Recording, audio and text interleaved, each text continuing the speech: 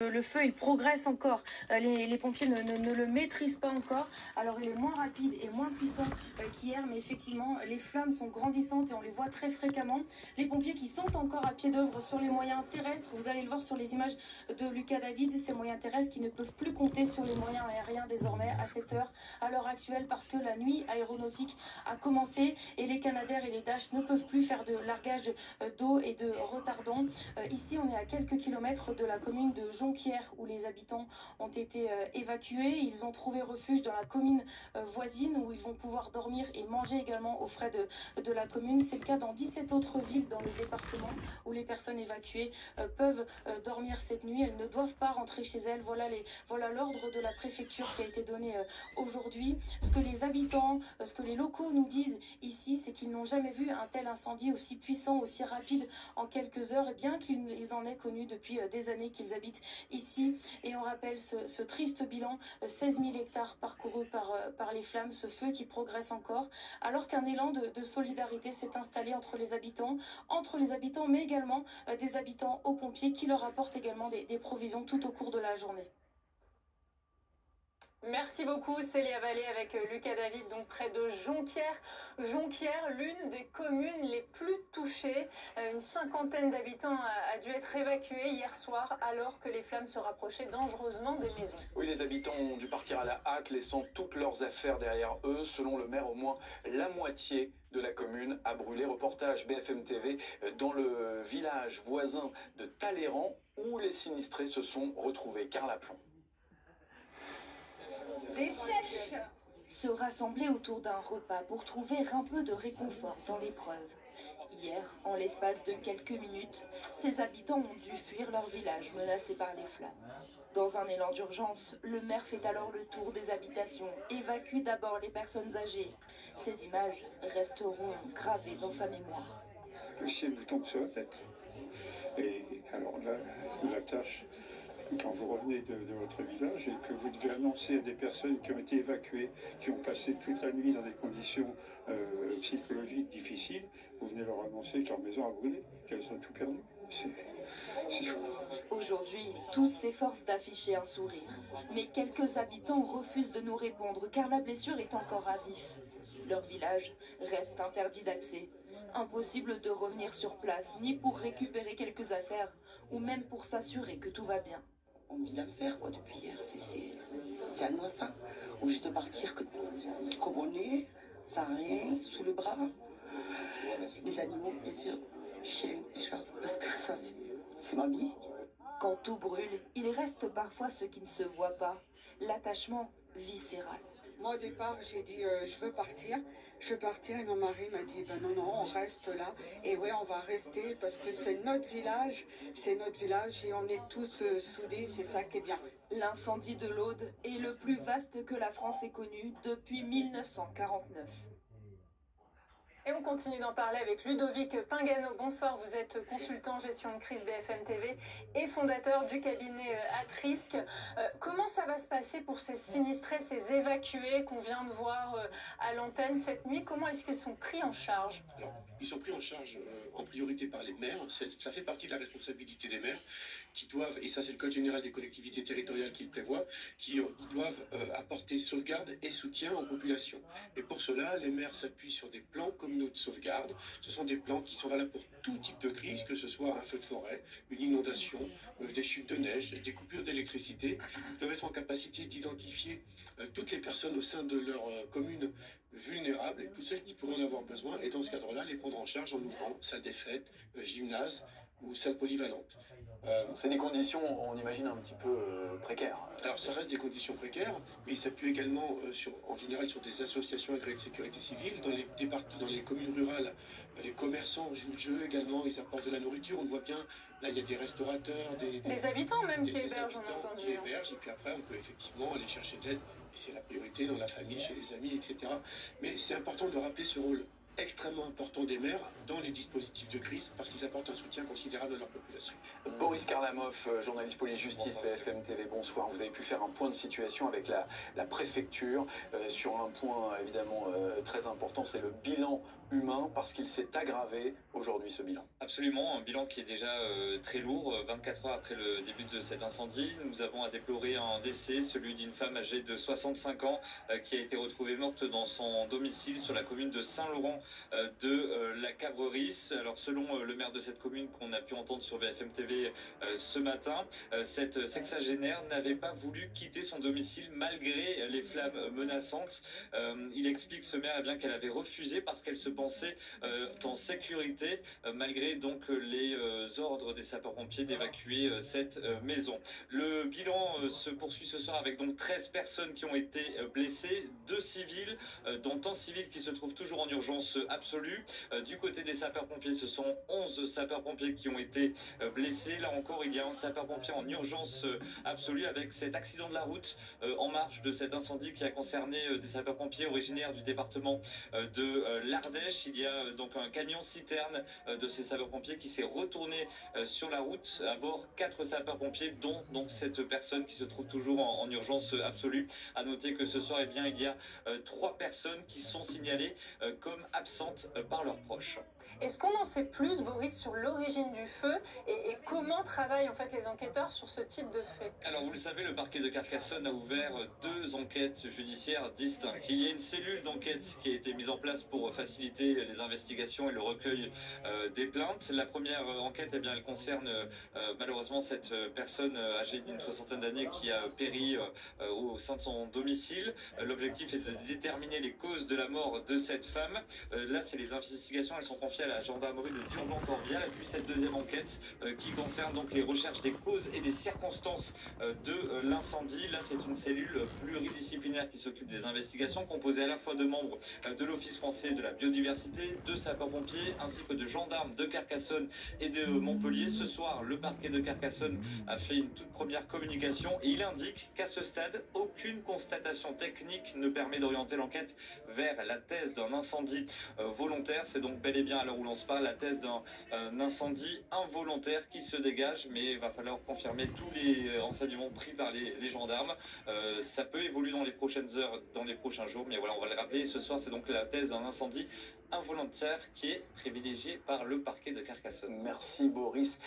Une question, Ludovic Pingano, sur ce que disait à l'instant Boris. On a appris que 3 personnes ont été signalées absentes par leurs proches. Pas tout à fait pareil que portée disparue. Quels sont les cas de figure? Non, c'est pas la même chose. Portée disparue, on a de fortes il y a de fortes chances qu'on retrouve ces personnes décédées parce qu'on sait qu'elles, par exemple, qu'elles se sont déplacées dans un massif forestier qui a brûlé, qu'elles n'en sont pas sorties. Donc on ne peut pas effectivement les déclarer décédées tant qu'on ne les a pas retrouvées. Là, en l'occurrence, dans le cas présent, ce sont des gens qui étaient censés être chez eux, peut-être qu'ils sont partis en vacances. Enfin, il y a tout un tas d'hypothèses possibles, mais on n'est vraiment pas dans la même situation, même si on ne peut pas totalement écarter le fait qu'elles, malgré tout, elles soient parties en forêt et que malheureusement, elles étaient asphyxiées ou prises par le feu dans cet incendie. Le Premier ministre et le ministre de l'Intérieur se sont rendus dans l'Aude bien toute une partie de la journée. Ils ont rappelé que tous les moyens de l'État resteront mobilisés pour lutter contre les flammes et puis pour soutenir les habitants et les élus locaux. Oui, pendant cette visite, un échange en particulier a retenu notre attention. François Bayrou a été interpellé par le maire de Coustouge. Son village d'une centaine d'habitants fait partie des 5 communes les plus touchées par le feu. Paul Berthier est aussi vigneron et il a demandé, vous allez l'entendre, au Premier ministre de ne pas oublier les sinistrés après son passage dans le département. Écoutez. Ce que j'aimerais, c'est que vous preniez l'hélicoptère et que vous vous rendiez compte. Parce que nous, on y est passé. Et on a pleuré plusieurs fois, à l'aller, au retour. Depuis ce matin, hier soir, on est en larmes, on est à bout. Ça nous fait plaisir que vous soyez venus. Là, je vous ai 38 ans. Et ces villages, on les aime, vous savez, on s'y investit. Quelle surface de village? Moi, j'avais 8 hectares. Mais l'ensemble du village est touché. Tous les viticulteurs sont touchés. Et ce que je voulais, c'est que vous nous oubliez pas. On n'est pas des sous-citoyens, on existe. On est dans les petits villages et ça nous touche. Vous n'êtes pas venu à Bizanet, vous êtes là aujourd'hui. Ça nous touche, mais ne nous oubliez pas. Il y a des paroles, mais on veut des actes. Les Yakafokon, c'est un peu facile, mais on vous fait confiance. C'est toute l'économie du département qui peut tomber. L'inquiétude de ce maire au bord des larmes cet après-midi. Théo Bassilana, vous êtes l'un des envoyés spéciaux de BFM TV dans l'Aude et vous vous trouvez à Tuchan. Vous êtes auprès de sinistrés justement qui viennent des zones les plus touchées par le feu. Exactement, il y a ici au total plus de 230 personnes qui ont été évacuées. C'était parfois donc des habitants, mais même des vacanciers qui étaient dans des campings et qui ont dû être évacués. Toutes ces personnes sont accueillis ici avec une énorme solidarité qui se met en place. Vous pouvez le voir encore à une heure très tardive, ils sont tous ensemble ici, ils viennent de manger il y a quelques minutes et puis plus tard dans la soirée, ils seront accueillis soit chez des habitants, soit dans un foyer qui se situe juste derrière moi, avec un ensemble de lits picots. Sébastien, on vous retrouve ce soir, merci d'être avec nous. Vous nous l'expliquez, vous avez été évacué de votre maison. Expliquez-nous comment ça s'est passé, et surtout l'inquiétude qui a suivi, parce que vous avez été accueilli ici sans savoir ce qui se passait chez vous. Expliquez-nous. Nous avons été évacués en urgence au plus vite, d'évacuer toutes les affaires, sans savoir plus ou moins où on allait. Une sirène d'alarme nous a averti qu'il fallait évacuer au plus vite. Vous avez vu les flammes, vous, de chez vous? Oui, hauteur de flammes. Les flammes étaient à 100 mètres de chez nous, d'une hauteur de 20-30 mètres. C'était affolant, on a tous paniqué, il faut avouer. Le départ, il était, j'imagine, précipité, mais est-ce que quand on arrive ici, avec toute cette solidarité, comment on le vit? On le vit, c'est chaleureux, on nous accueille bras ouverts. Les gens de Tuchan nous ont ouvert leur maison, n'ont pas rechigné à loger toutes ces personnes qui arrivent, plus de 200 personnes qui arrivent d'un coup. Ça a été toute une organisation dans un court délai, mais très bien organisée. Si on prend votre cas, vous, le cas de votre famille, 4 personnes avec 2 enfants, vous êtes accueillis ce soir dans un gîte. Est-ce que ça vous touche, vous, de vous dire que cette personne-là a été touchée par votre histoire et s'est dit impossible que vous dormiez dehors ce soir? Oui, on était très touchés et je crois que c'est tous les Durbaniers, on a eu beaucoup de Durbaniers sur le site de Tuchan, mais il y a les autres villages aux alentours qui ont fait d'eux-mêmes dans la précipitation. Et c'est de savoir qu'on a un toit où dormir, manger, parce qu'ils ont fait à manger depuis 2 jours, nous accueillent le soir jusqu'à 2-3 heures du matin. C'est inexplicable, quoi. Il n'y a presque pas de mots, et on le comprend. Il n'y a pas de mots, on vous parlait, j'en ai la chair de poule, et on sait que c'est pas qu'on est redevable, mais ça a créé des liens dans les corbières par rapport à tout ce qui nous arrive. Merci beaucoup Sébastien d'avoir été avec nous, on vous souhaite bien évidemment plein de courage dans cette épreuve. Vous l'avez compris, il y a aussi beaucoup d'émotions, et c'est ça aussi, on voulait mettre en avant cette solidarité, mais il y a beaucoup d'émotions. Ce sont des personnes qui parfois ne savent toujours pas dans quel état se trouve leur maison, mais ils ont de la nourriture, de l'eau, mais surtout du réconfort, beaucoup de réconfort, c'est ce qu'ils nous disent. Merci beaucoup Théo, avec Simon Pires de Souza et évidemment avec vous et les autres envoyés spéciaux de BFM TV. On va continuer de suivre la situation des sinistrés cette nuit dans l'Aude. On va continuer aussi d'en parler avec notre invité Pierre Chauvin. Bonjour, vous êtes directeur départemental des opérations de la protection civile dans l'Aude. Pour qu'on comprenne bien concrètement que font vos équipes depuis hier sur cet incendie. Bonjour, alors nos équipes sont en place depuis hier soir. On a été déclenchés à l'entour de 16 h pour mettre en place des centres d'hébergement d'urgence. Donc des centres qui accueillent les personnes sinistrées de cette terrible incendie, que ce soit les personnes qui sont bloquées sur les routes ou les personnes qui doivent évacuer de leur domicile. À l'heure où je vous parle, depuis hier soir, nous avons monté 11 centres d'hébergement d'urgence sur les 17 qui ont été annoncés par la préfecture, ce qui représente une capacité de 1150 personnes civiles, mais aussi pour les sapeurs-pompiers qui ont besoin de se reposer après de longs moments d'efforts. Pierre Chauvin, vous savez combien de civils, justement d'habitants de l'Aude, ont dû se rendre dans ces centres depuis hier? Sur les centres que nous tenons depuis hier, on est à l'heure actuelle à plus de 550 personnes hébergées sur l'ensemble des centres. Alors vous disiez on apporte un soutien aux civils mais aussi aux pompiers. C'est quoi, de la nourriture, des salles pour se reposer? Alors pour les sapeurs-pompiers, donc effectivement les salles sont ouvertes à leur disposition et nous on leur apporte de quoi dormir avec des lits et des kits d'hébergement pour pouvoir dormir le plus agréablement possible. C'est un travail qui demande beaucoup de ressources. Depuis hier soir, nous avons eu 53 bénévoles de la protection civile mobilisés sur le département, avec des renforts qui viennent de différents départements, du 74, du 66, du 83 et du 31. 18 véhicules qui ont été équipés pour ces livraisons de l'hôpital et ces installations, et un poids lourd qui nous sert pour la logistique de toutes ces opérations. Pierre Chauvin, est-ce que vous êtes en mesure d'apporter un soutien psychologique? On imagine que les sinistrés arrivent dans vos centres parfois très choqués. Certains de nos bénévoles ont été formés à l'aide à l'écoute psychologique pour pouvoir gérer ces situations un peu de choc. Donc on a dans tous nos centres où nos bénévoles sont présents des personnes en capacité de discuter et d'essayer d'apporter un peu de réconfort à ces personnes. Et en plus de ça, dans le centre de Narbonne où je suis actuellement, il y a une équipe de la CUP qui était présente toute la journée pour venir en soutien, en plus de nos bénévoles, à ces personnes. On parle d'un incendie absolument historique, le plus important depuis la moitié du XXe siècle. Est-ce que vous pouvez nous dire comment les gens que vous avez rencontrés depuis hier, dans quel état ils sont? Est-ce qu'ils ont pu vous raconter peut-être dans ces centres au moment où finalement vous leur tendez le bras et vous leur donnez aussi à manger, à boire et un lit pour la nuit? C'est une sensation assez spéciale parce que les gens sont dévastés d'être chassés de chez eux par le feu, de possiblement avoir leurs habitations qui sont détruites, de ne pas forcément retrouver leur vie d'avant, ou pas dans l'immédiat en tout cas, et une sensation d'être heureux, d'avoir un point d'accueil, avec des gens avec qui parler, un repas chaud, un endroit où dormir. Donc c'est une sensation assez étrange entre cette solution qu'on leur apporte et cette tristesse. Vous pouvez tenir combien de temps comme ça? Est-ce que vous êtes prêt à maintenir ce dispositif pendant 2, 3, 4 jours s'il le faut? Nous, on tiendra le temps qu'il est nécessaire en fonction de la durée du feu.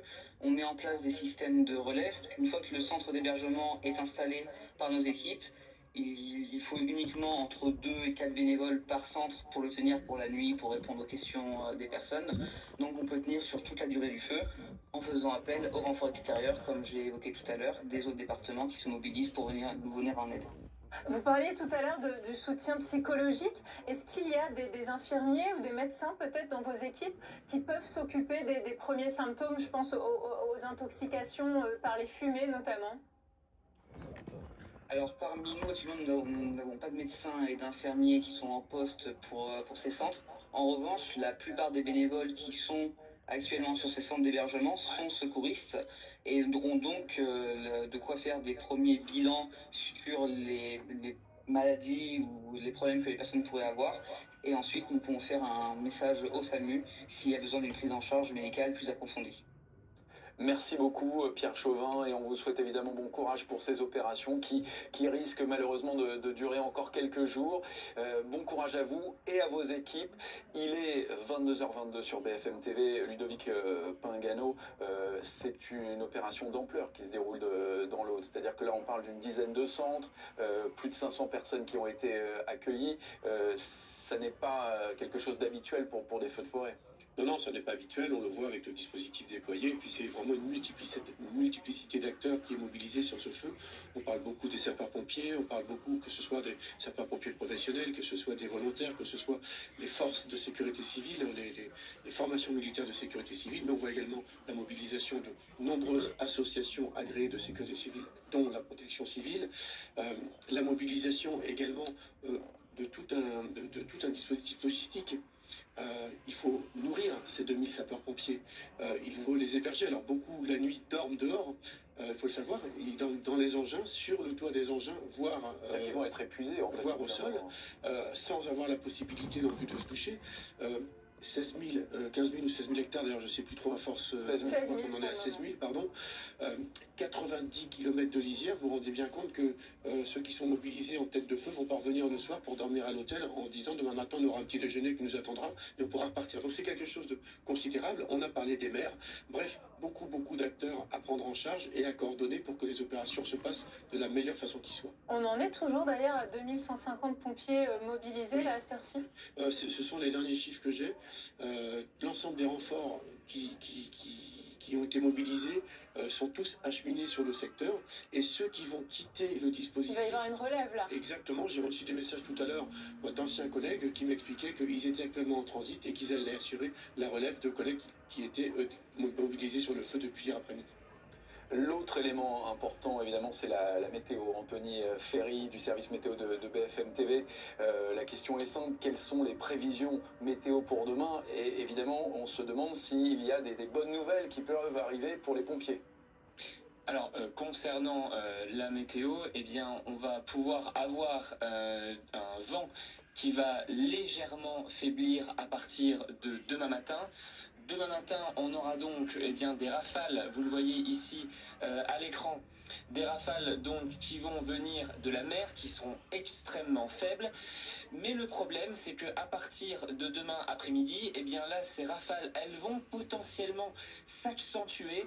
Et donc, vous le voyez, ce feu va dorénavant progresser vers Ribaute, il va faire demi-tour et il va aller plus vite lors de cette journée de demain après-midi à partir de 13 h. Il va donc forcément falloir surveiller ces rafales de vent, Mathieu. On l'a beaucoup répété, ce feu est exceptionnel pour de nombreuses raisons. Quelles sont ses caractéristiques ? Alors, plusieurs caractéristiques. La première, c'est tout simplement sa superficie. Il y a 16 000 hectares qui ont été parcourus. 16 000 hectares, pour être tout à fait concret, c'est 160 km². 160 km², c'est 1,6 fois la superficie de Paris. C'est parlant, ouais. Comment est-ce qu'on peut atteindre une telle superficie? Par sa vitesse. Regardez, on vous a donné un comparatif. Le feu s'est déplacé globalement à 5 voire 6 km/h. Pour être tout à fait concret, c'est parcourir 1 km en 12 minutes. Ça, c'est comme si un humain marchait assez rapidement. Globalement, lorsqu'on fait ses courses au magasin, lorsqu'on pousse notre caddie, on le pousse à peu près à 4 voire 5 km/h. Regardez, c'est bien plus que le feu de l'Andiras que nous connaissons maintenant par sa superficie. Lui, il progressait à 1,5 km/h. C'est ce qui donne à cet incendie justement que l'on connaît actuellement sa position numéro 1 dans le classement des pires incendies que nous avons connus. Il dépasse tous ceux que la France a donc enregistré depuis maintenant plus d'un siècle. Des records qu'on aimerait évidemment pas battre. Merci Anthony. Ludovic Pingano, on parlait tout à l'heure de 1000 hectares parcourus à l'heure.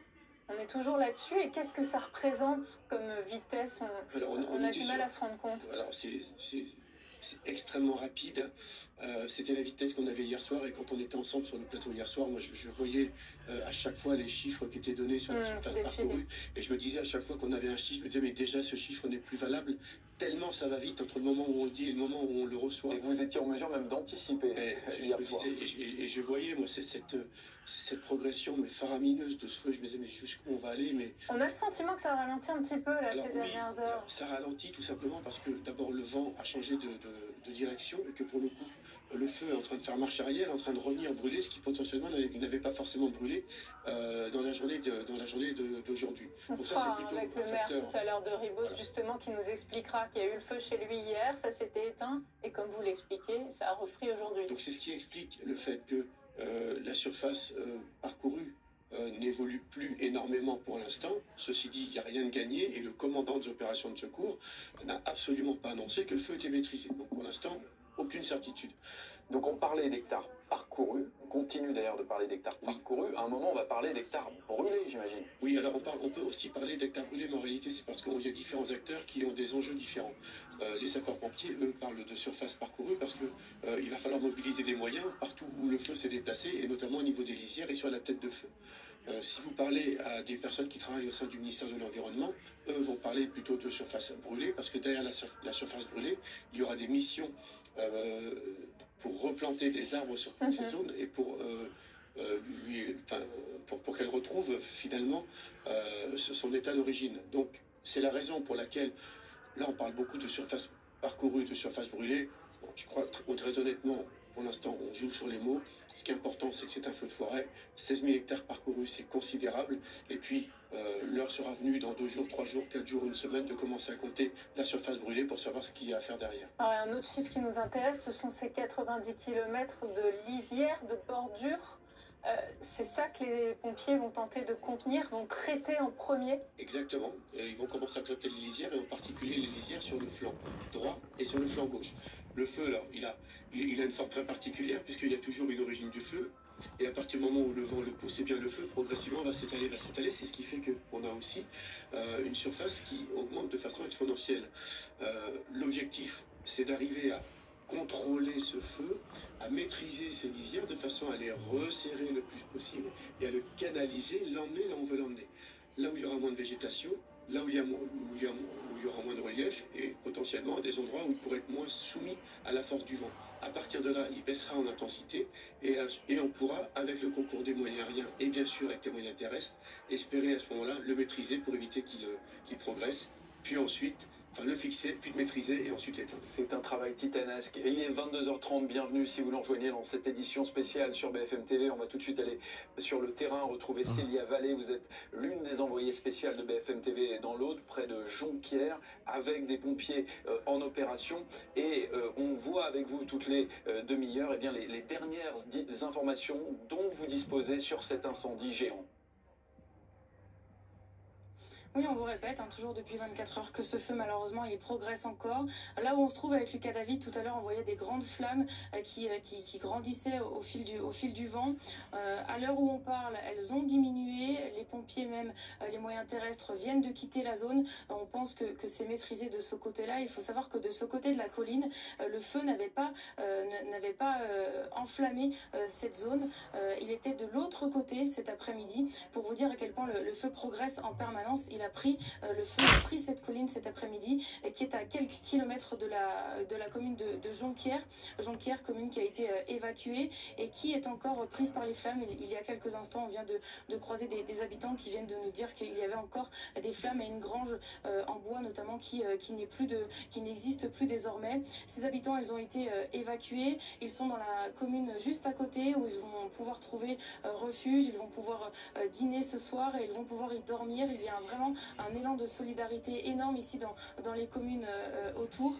17 communes accueillent désormais des personnes évacuées. Un élan de solidarité entre habitants, mais également pour les pompiers, des habitants qui amènent des provisions parfois aux pompiers. Et ces locaux qui nous disent et qui nous répètent, on n'a jamais vu ça, on n'a jamais vu un incendie aussi rapide et aussi puissant. On rappelle ce triste bilan, 16 000 hectares parcourus et ce feu qui progresse encore malgré quelques zones pour le moins fixées par les pompiers.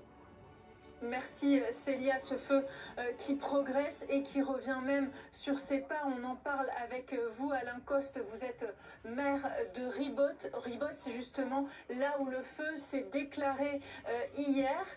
Au départ, les premières heures ont été éprouvantes et puis j'imagine que vous avez été rassuré une fois le feu éloigné de votre commune. Cette fois, c'est l'inverse, les flammes reviennent vers vous, c'est ça? Bonsoir, oui, en effet, les flammes reviennent vers nous, mais on a la chance d'avoir une colonne du Vaucluse qui vient d'arriver et qui prend le relais et qui est là pour toute la nuit, donc je suis quand même rassuré à ce niveau-là. Monsieur le maire, est-ce qu'il y a eu des blessés dans votre commune? On n'a pas eu de blessés, on a eu une personne qui a été très choquée car elle était dans une bergerie dans le massif. Les pompiers sont arrivés pour la récupérer, elle était entourée des flammes, elle n'avait pas de véhicule, elle n'avait pas de moyens pour prévenir, donc on est passé près de la catastrophe, elle a été choquée, mais là maintenant ça va, tout est rentré dans l'ordre. En termes de dégâts matériels, que constatez-vous? Matériellement, on a 400 hectares en gros qui sont partis en fumée, hein, de bois, de forêt, de garrigues, on a 2 constructions également qui ont été touchées. Sinon, on verra vraiment les dégâts quand on pourra vraiment parcourir le massif et voir un peu plus clair. Mais ça a l'air de se limiter à ça pour le moment. Ces 30 dernières heures, on l'imagine, ont été extrêmement éprouvantes pour vous. On vous voit fatigué, monsieur le maire. Est-ce que vous avez pu dormir? Est-ce que vous avez pu vous reposer? Comment allez-vous? Sincèrement, j'ai essayé de me coucher un petit peu cette nuit. Bien sûr, je n'ai pas pu trouver le sommeil, hein. C'est très difficile quand on sait qu'il y a le danger qui tourne autour de nous, et qu'on se sent investi de quelque chose et qu'on est obligé d'y aller, quoi. Donc je me suis relevé au bout d'une heure sans avoir pu trouver le sommeil du tout. Voilà. Est-ce que vous vous sentez justement suffisamment soutenu, notamment par les services de l'État? Oui, tout à fait. La préfecture nous a appelés à de très nombreuses reprises. Lorsqu'on a appelé le SDIS, quand on voyait une reprise de feu, ils étaient très réactifs, ils nous ont répondu systématiquement. Ils nous ont mis en relation avec les PC. Honnêtement, on ne peut rien leur reprocher, absolument pas, bien au contraire. On a vu le maire de Coustouge, un de vos collègues de la région tout à l'heure, interpeller le Premier ministre François Bayrou en lui disant Monsieur le Premier ministre, ne nous oubliez pas. Est-ce que c'est une crainte que vous avez, qu'une fois le feu passé, eh bien finalement on vous laisse un peu vous débrouiller? C'est toujours la crainte, je pense, quand il y a une catastrophe dans un endroit aussi réduit que le nôtre, puisque les Corbières, sur la carte de France, ça ne représente pas grand-chose. On a toujours peur d'être les oubliés et que les promesses ne soient pas tenues.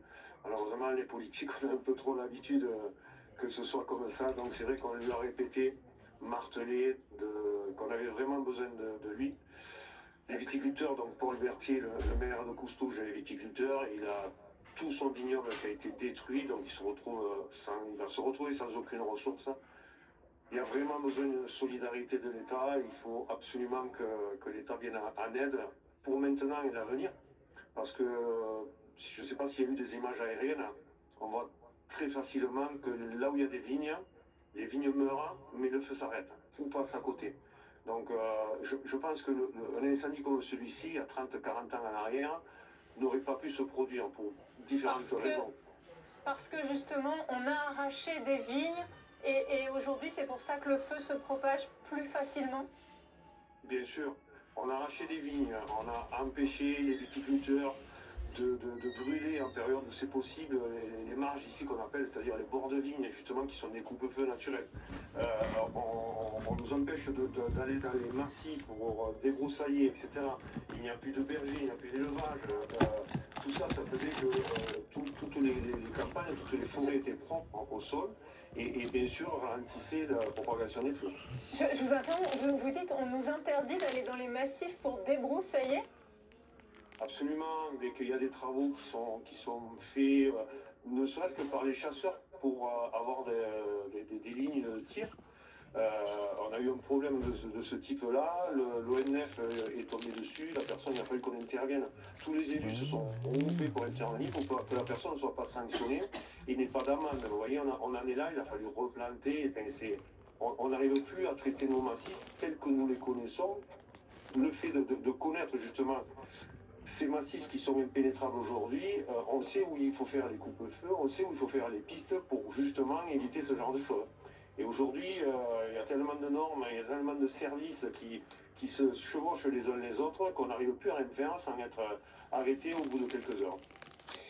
Alain Coste, vous avez relayé sur le site internet de votre mairie un appel à témoins lancé par la gendarmerie dans le cadre de l'enquête pour déterminer les causes de l'incendie. Toute personne ayant aperçu un véhicule ou un individu suspect aux abords du tunnel entre Ribaute et La Grasse hier après-midi est priée de contacter le 17 et de demander la brigade de recherche de Carcassonne. Est-ce que, à ce stade, vous avez la moindre idée de ce qui a pu se passer pour déclencher ce feu? Les idées, on a tous des idées. Après, on a analysé cette nuit justement avec les gendarmes en place. C'est parti du bord de la route. Donc, au bord de la route qui est très fréquenté, on voit mal une personne s'arrêter pour mettre le feu volontairement au risque de se faire apercevoir par une voiture qui passerait. C'est vraiment trop risqué. Donc, à partir de là, la seule hypothèse possible pour nous, ça serait un mégot qui aurait été jeté d'une voiture. Alain Coste, maire de Ribaute, merci beaucoup d'avoir témoigné ce soir sur BFM TV et on espère que vous trouverez un petit peu le sommeil ce soir et que vous serez suffisamment aidé par les services de l'État notamment qui sont mobilisés. On vous souhaite beaucoup de courage, monsieur le maire. On évoquait il y a un instant, Mathieu, avec Monsieur Coste, l'origine de l'incendie. On va en parler avec vous, Marc Rolland. Merci d'être avec nous. Vous êtes capitaine de gendarmerie et porte-parole de l'association Gendarmes et Citoyens. Comment ça se déroule une enquête pour ce type de fait-là? Vous pensez bien qu'une enquête de cette nature-là est forcément complexe et technique et elle va forcément s'inscrire dans la durée. Ça peut servir l'appel à témoins là de ce maire? En tout cas, c'est une option intéressante puisqu'on est en train de mobiliser ce que les gens ont pu voir, apercevoir ou cru voir pour commencer à étayer les hypothèses de travail, en tout cas déterminer l'origine humaine et surtout savoir si elle est volontaire ou involontaire. Il est 22h40 sur BFM TV. Cela fait plus de 30 heures donc que les pompiers travaillent sans interruption pour venir à bout de ce gigantesque feu. Tous les services de la nation sont mobilisés, sécurité et protection civile, services de santé, gendarmerie, l'armée a apporté du renfort aussi. Et bien sûr, les élus locaux, on vient d'entendre un maire, sont mobilisés pour aider la population. Nos reporters, bien sûr, aussi ont suivi depuis hier après-midi les héros de cet incendie historique, mais aussi, eh bien, ceux qui ont tout perdu parfois en quelques minutes. Méga feu dans l'Aude, l'ogre des Corbières. C'est le titre de ce long format BFM TV que nous vous proposons ce soir. Pierre Desmith avec tous les envoyés spéciaux de BFM TV dans l'Aude. C'est peu de temps avant la tombée de la nuit hier que Jean-Loïc, impuissant aux côtés de notre reporter, découvre son lotissement en proie au flammes. Et j'ai sorti ma femme une voiture et l'autre, et la troisième elle a brûlé. Et c'est arrivé tellement vite. J'avais la lance pour essayer d'en arrêter, mais bon, qu'est-ce qu'on peut faire avec une lance de jardin? On peut faire les choses. Ça fait combien de temps que vous habitez ici, Jean-Loïc? Ça fait 24 ans.